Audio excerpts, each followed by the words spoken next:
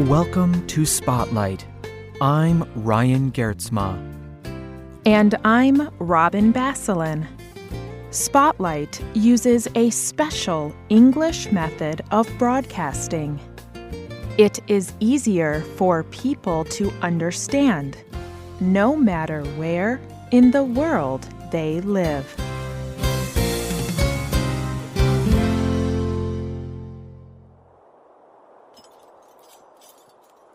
Three men climb near the top of Mount Everest.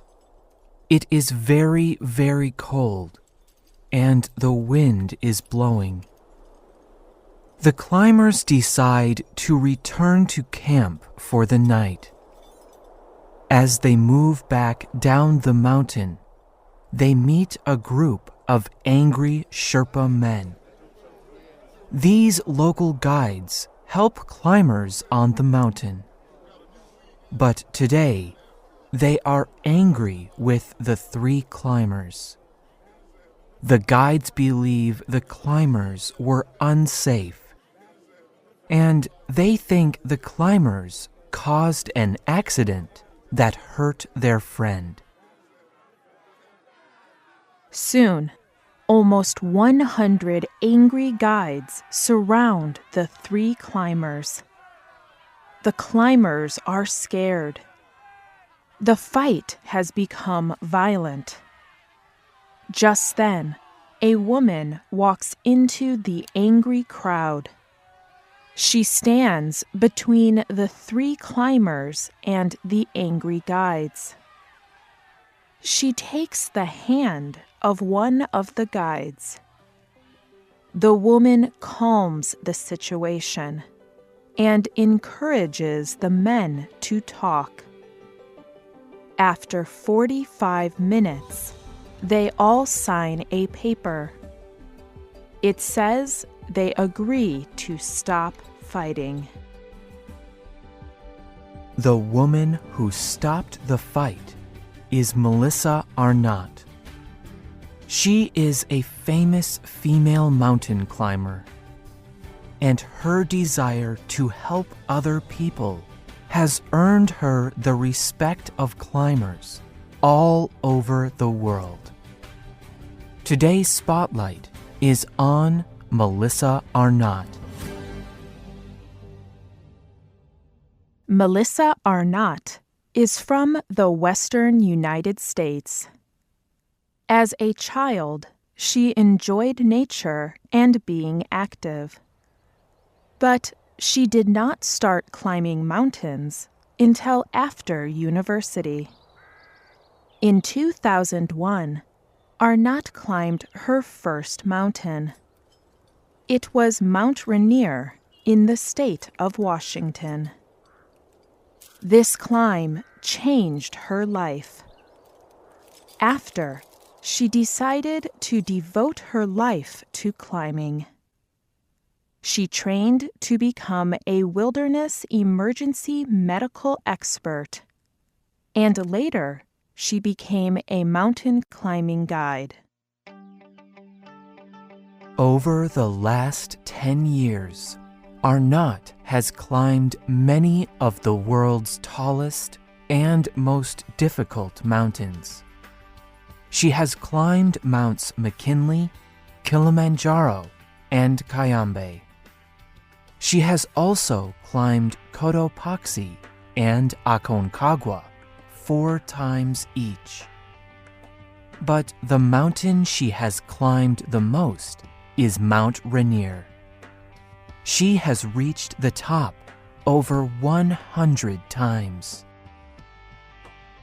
One of the most difficult mountains Arnot has climbed is Mount Everest. Mount Everest is the tallest mountain in the world, and it is located in the country of Nepal. On May 21st, 2013, Arnot climbed Everest for the 5th time. This was a great achievement.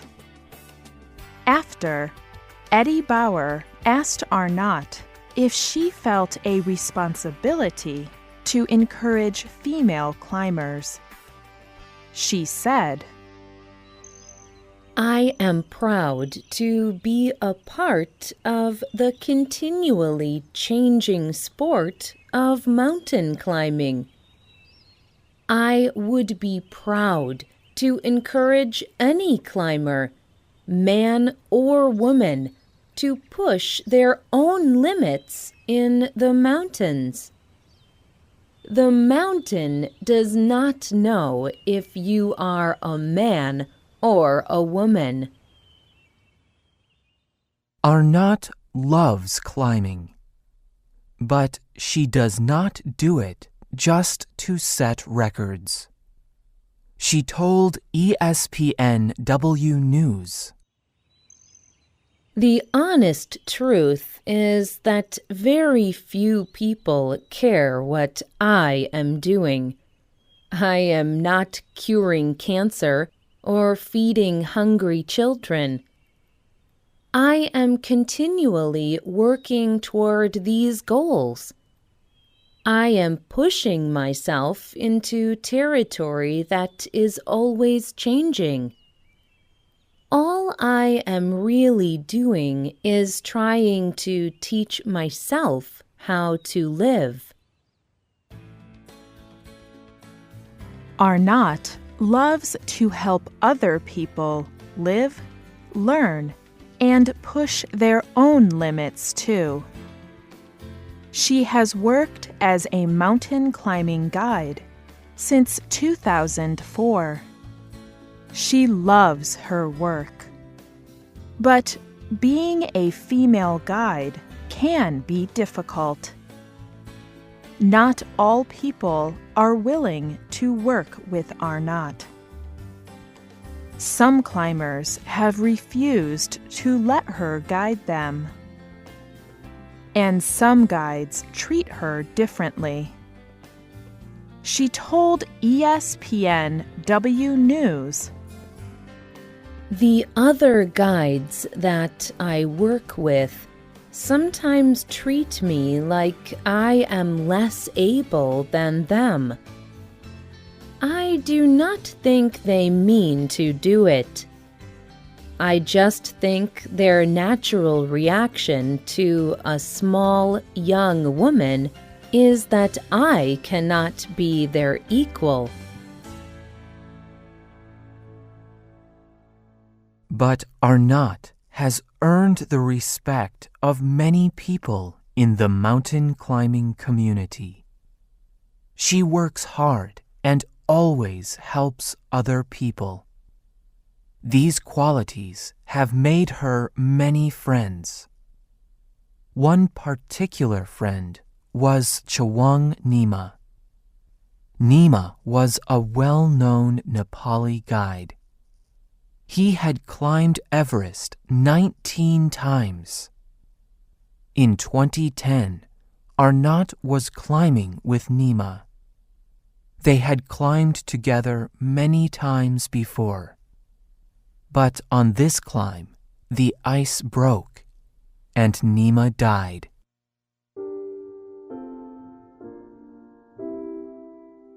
Arnot could not stop thinking about Nima's wife and 2 sons. They were left alone. Arnot told Outside Magazine, For a few years, his wife refused to see me. She was not ready.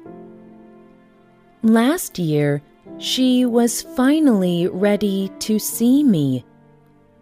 We sat in her house, but she could not talk. She was just crying. It was a pain I cannot describe.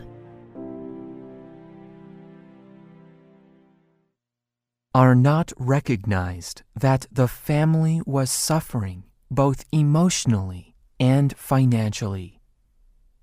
The local Sherpa guides do very dangerous work, but there is little support for their families if they die.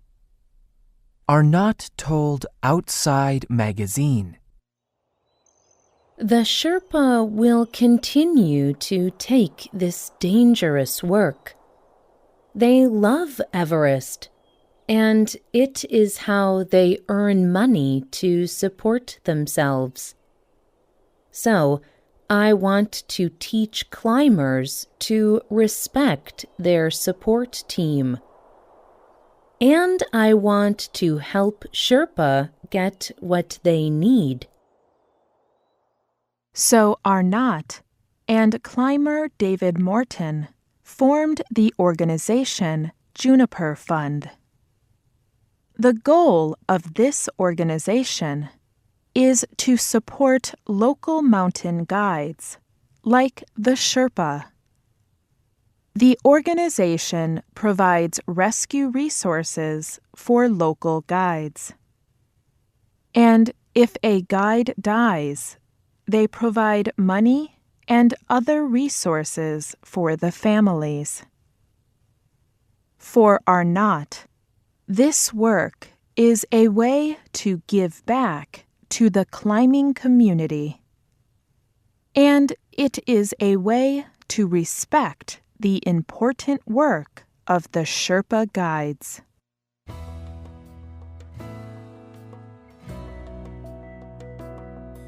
Arnot works in a field full of risk and challenge. Climbing is both exciting and dangerous, and it has taught her a lot. She has learned to develop her own abilities, and she has learned to care for other people. But Arnot told womensmovement.com, The most important thing I have learned is that mountains do not care who you are.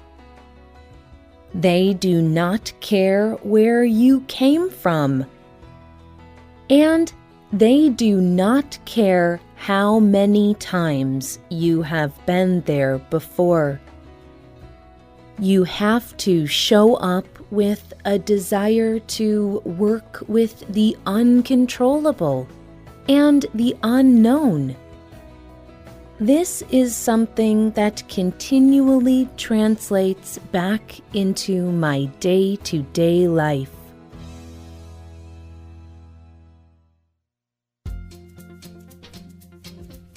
The writer of this program was Lauren Visser. The producer was Mark Drenth. The voices you heard were from the United States. All quotes were adapted for this program and voiced by Spotlight. You can listen to this program again and read it on the internet at www.radioenglish.net.